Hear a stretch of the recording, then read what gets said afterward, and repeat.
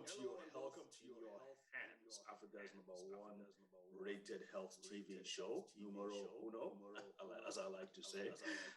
Thank you for joining us today. My name is Dr. David Chibade with the Brain and Body Foundation. Today we're going to be talking about the elderly. That means those in their, in fact, as far as I'm concerned, 60 doesn't even qualify for elderly. We're talking about those who are 70s and beyond. As you know, Nigeria and other African countries, not in terms of life expectancy, we're not doing really well at all. In fact, Nigeria, out of 54 countries, we are like number three when it comes to worst life expectancies. 54 countries in Africa, I think the average life expectancy is about 54 years of age. Compare that with the US or Japan, where it's 80s and above. Although in recent times, because of coronavirus, the numbers have kind of slipped a little bit. But it's 80, compare 80 with 54, 55, that's terrible. However, we are beginning to see more and more of our parents and grandparents live longer. So that's a good trend. And what that means is that we need to start paying attention to the health needs of the elderly people, because this is for many of us, this is really uncharted territory. I don't think we had any. I don't remember rotating through in medical school, rotating through any specific classes on geriatrics, which is the study and the treatment of elderly people. So this is a new concept for many of us, and so that's why I'm really happy to have my friend, my classmate, former classmate in medical school, who is actually a geriatrician. Means he focuses on treats the elderly people and their conditions, disease conditions, and of course helps them maximize their elderly life. So without much further ado, I'm going to say welcome, Dr. Adekunle Adedeji. How are you, sir? Very well. Good evening, Dr. Ajibade. Good evening, viewers. I appreciate you having me on your program. Thank you. Okay, so now that we've dispensed with the formalities, you're Akunle to me, I'm Dio to you. Feel free to right. Absolutely. So again, I appreciate you coming on the show. Our goal, as you know, and you and I have had several discussions on this, is to really want to break things down. We're not going to talk. This is not about talking medical stuff as much as it is about the insights, the tips, the principles, and the tools that we can pass along to the man on the street, the man who knows nothing about medications and medical health and longevity and all those things, so that they can know what to do and probably even more importantly, what to avoid when it comes to medical health and even longevity, starting from their youth and their 40s and 50s, so that when it becomes 60, 70, and 80, they won't regret, why I did this, or why I didn't do this. So let's start with the first question. What are some of the things that you consider to be common mistakes people make in their earlier years that comes back and affects them adversely in their later years? Okay, thank you. So, I think looking at that, I would approach it from what the system does to us, and what individuals would do to themselves.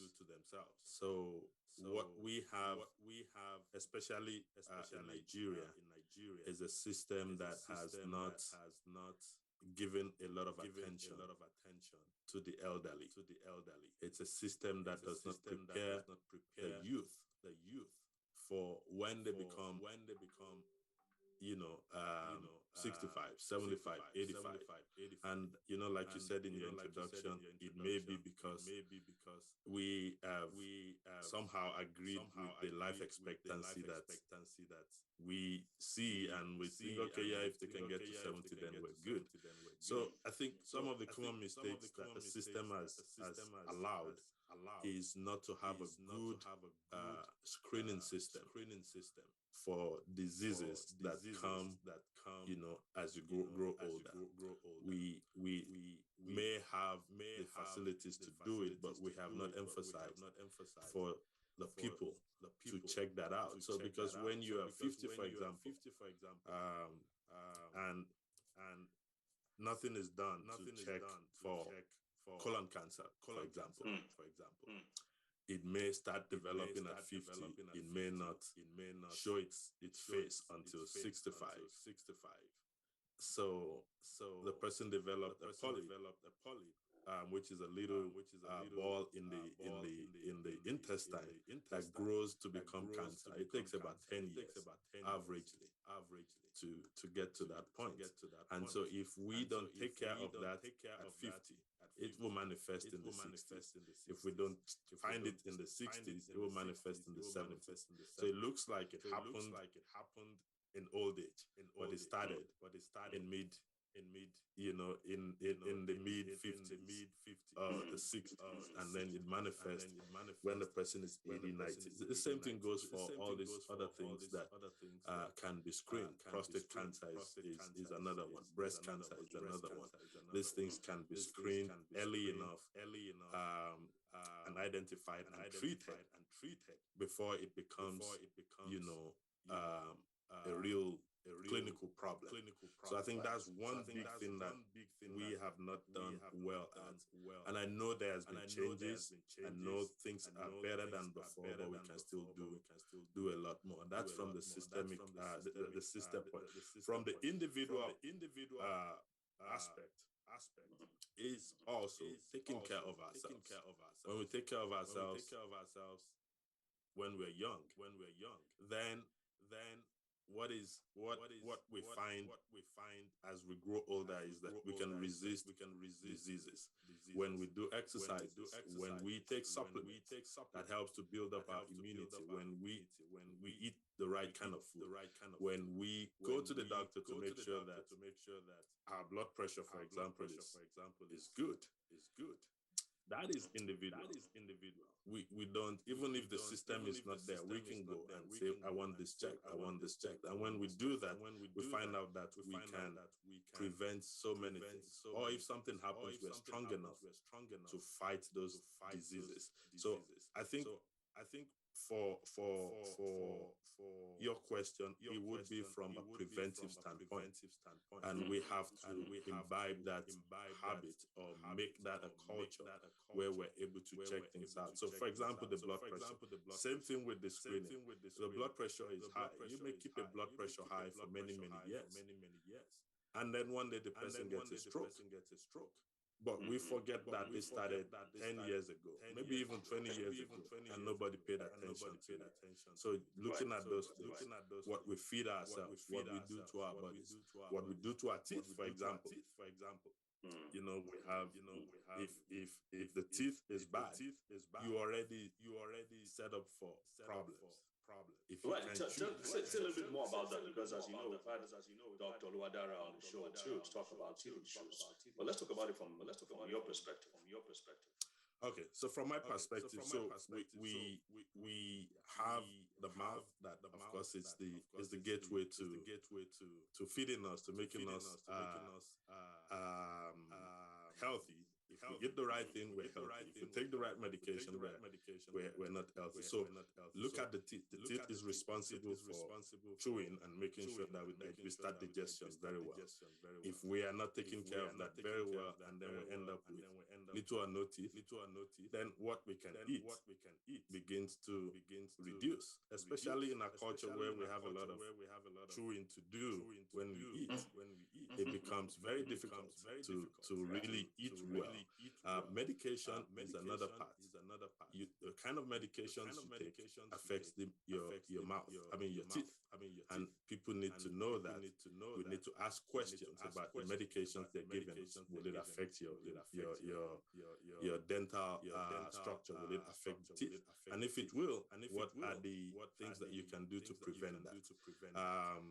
Do you have any examples on that medication that will affect the teeth? For sure. Things like a seizure medicine, phenytoin for sure would affect the teeth. Diuretics, which is blood pressure medication that we take. So, for example, in Nigeria, we take a lot of diuretics. That will cause Exactly. So it may not be directly impacting the teeth itself, but what it does to the mouth in general, the dryness, that would eventually affect the teeth. And we just need to know that. If we know that, okay, maybe what can I do? Do I need to drink more water? Do I need to moisten my mouth? Can the doctor change the medications? So knowledge about these medications, very, very important. People who have asthma, for example, and they do a lot of inhalation, steroid in their mouth, they need to know. If we have knowledge of those things, then you can ask questions on what can you do to make that better or to avoid those problems. I like that. Those are really good points. And when you were saying about colon cancer, especially when that starts 10, 15 years in advance, so having people have those regular checkups, especially after the age of 50, is super important. I understand that even for Black people, they even recommend it starting as early as 45 because it seems 45 to be worse among the Black people. I don't know what it is. I don't know about us. Why is everything affecting Black people so much? I don't get it. One of the things is that we are late in starting things, and so these guys go on data, right? They go on history, so we find out that we can't really give a good data of what we have done, and so there's going to be a lot of assumption. Okay, if you guys don't have it, then we'll give you the worst. So, for example, if we find our colon cancer at stage 4 all the time, then it becomes a problem versus the people who are able to find a polyp that is not cancerous and deal with it. And so they assume that, okay, you guys, it's either it's too aggressive or you are missing something. So let's do it earlier. If a lot of people are getting this later stage disease, so let's do it earlier. So they have all kinds of reasons for that. But I think for us is to get in and at least do something. There's simple tests that we can do, like blood in the stool, that may not even be as invasive. They may not be as expensive. If the government can come in and say, okay, let's make this one of the things we do. Let's make mammogram one of the things we do. Primary healthcare, that we have all these primary health centers. How many of them are able to do mammograms? How many of them are able to give a little stool card? If we can't do colonoscopy, at least we can give a stool card, and we can start from there. Absolutely. We're going to take a short break now, a brief commercial break. When you come back, folks, there's a video about me speaking with some elderly people in their 8th decades. The youngest person there is probably 75 or 76. So just to buttress some of the tips and ideas that we're trying to pass across here.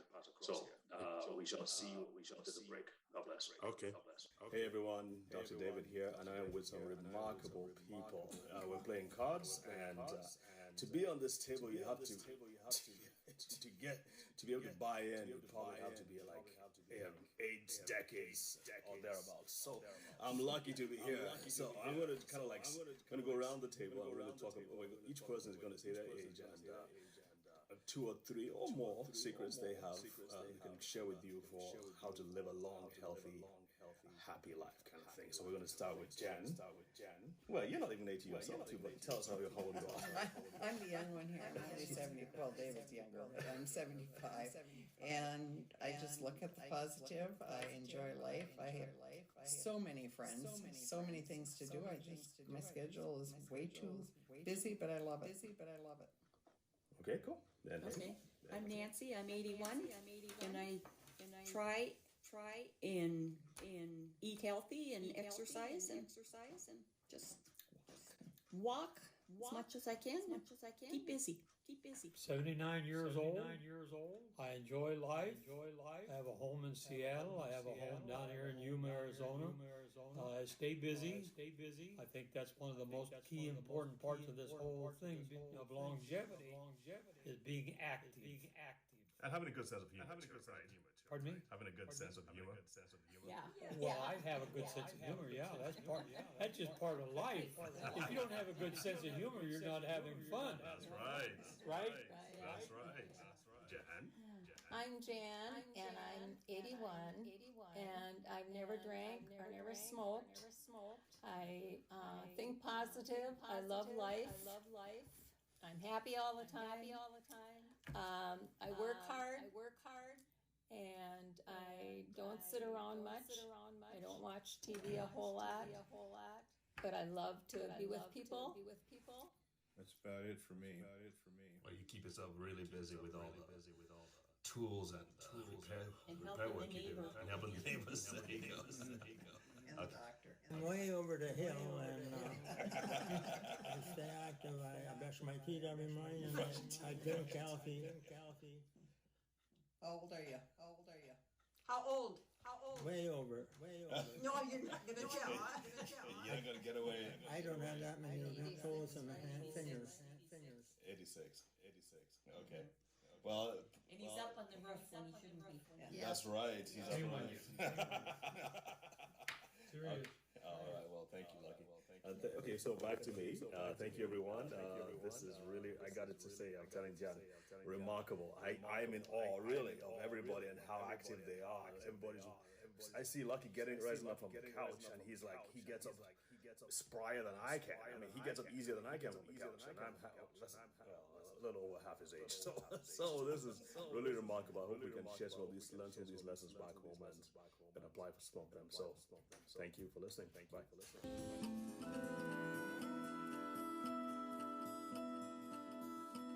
All right, welcome back, folks. I hope you enjoyed that short clip. Those were really interesting people. I remember one of them was on the rooftop. He was fixing his roof at 87. I'm like, what in the world? We would never allow that in Nigeria. So anyway, so let's talk about. I'm here with Dr. Adej. By the way, my apologies. What is the name of the practice in El Paso, Texas, USA?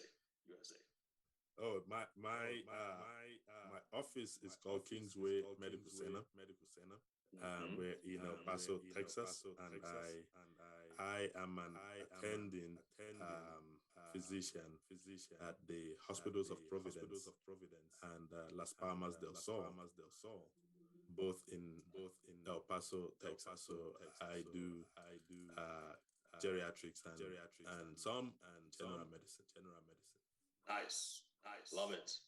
All right, let's get back into it. I wanted to take our attention back a little bit to what you mentioned about colon cancer, starting many years before it eventually manifests. And that sparks my memory, my thoughts about things like dementia. Dementia when the brain and the memory begin to fail. What we know is that happens on average 2 decades, 20 years before it eventually begins to manifest. Things begin to go wrong in the brain, and unfortunately, we don't have some people refer to as a cognoscopy, as opposed to a colonoscopy. A cognoscopy where they constantly check your memory and your mental health ability to see how you are performing for your age. So I think that's an important thing, especially as our parents and grandparents are growing older these days, right? It is, and I think one of the problems we have going back to talking about the life expectancy. One of our limitations is that we have not had a lot of people getting to that age bracket where we would identify this as a big problem. We have a lot of misconceptions, when we see somebody with cognitive impairment and we think they're witches, we think they're just saying things, and we do things that we're not supposed to do. So dementia is real. It's a struggle anywhere in the world. It's a struggle in the Western world. It's going to be a struggle in Nigeria. or in Africa as a whole. I think the first thing is to identify and know that it is there, and to be able to understand that this is not a crazy person. This is not a person that is pretending, because that happens with family members anywhere. This is not limited to our culture anywhere. If you're used to somebody being active and all of a sudden they're misbehaving, or they're telling you that you came in and stole something from their house because they forgot where they placed stuff, then it becomes a difficult thing, and that will happen to anybody. But bringing it back to us, I think the first thing is to know that these things exist, and then know how to prevent as much as we can, and know how to start identifying the things you see, which we call symptoms, the symptoms that you see. How do you identify that? And then what are the treatment options? How do you support that? So going to prevention again, the blood pressure is always going to be a big deal. We have a lot of high blood pressure in Nigeria, no doubt. I do some little medical mission once in a while, and I go to rural Nigeria. At least 70%, and that is being very, very, conservative. At least 70% will have uncontrolled blood pressure. Out of that 70%, I can tell you that another 50% out of that 70% would only get medication when a team like that goes there. And so if you are not giving them medication for the year, you are not really treating their blood pressure. How does that affect dementia? People with blood pressure, high blood pressure, would have what we call mini strokes.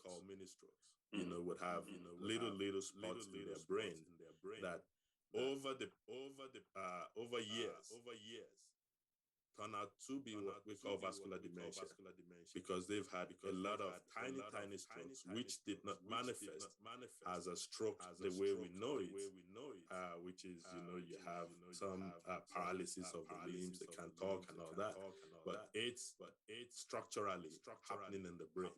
And over the years, that becomes a reason for somebody to have some kind of cognitive impairment. That is one. The other things, vitamin B12 deficiency can cause a kind of dementia. Thyroid deficiency can cause a kind of dementia. So all this versus the popular Alzheimer's dementia that we all know about. All these other things that can happen and cause symptoms of dementia. So if we're able to take care of those things, so if we reduce the number of people with uncontrolled hypertension, then we reduce the number of people with vascular dementia, for example. If we take care of our patients, or of our family members, if family members know to go to the doctors, if they were going to the doctors at 40s, at 50s, at 60s, it's no longer a problem to go to the doctor at 70. So, but if we are not used to doing that, then to wake up at 70 and start going to the doctor when you haven't done it for 70 years becomes a problem. So if we prevent things, and we're able to go ahead. It's so easy. I mean, what the things you're mentioning, they're so simple and straightforward. That's the whole idea of a penny of prevention, and how does that? I forgot how the story goes. How the saying goes that a penny of prevention can save a pound of cure, or something like that. Because I'm just reiterate some of the things we have said. Ensure you're taking your medication. If you have high blood pressure, if you have high blood sugar, you need to take your medication as well, because that can also compromise the brain. But you mentioned things like vitamin B12, for instance. That's it's a linked to what is known as homocysteine, which can affect brain deterioration. Other things I would mention too are things like vitamin D, vitamin C, zinc, which is known to be the most important mineral for the brain, magnesium. Some vitamins have these things, but they don't have it in the right amounts. But even if you're taking them, if the least you can do is just take a multivitamin. don't think that because you are eating a balanced diet, you're having everything. There's a lot in this modern day. That balanced diet is not what it used to be 50 years ago. So you do need to be taking some kind of supplementation. If you start with the multivitamin, that'll be great. You need more vitamin D, like we talked about. We also know that potassium is lacking in a lot of elderly people. The older you get, the less potassium you have in your body. Potassium is extremely important for the cardiovascular system. So those are really important things that I think you pointed out.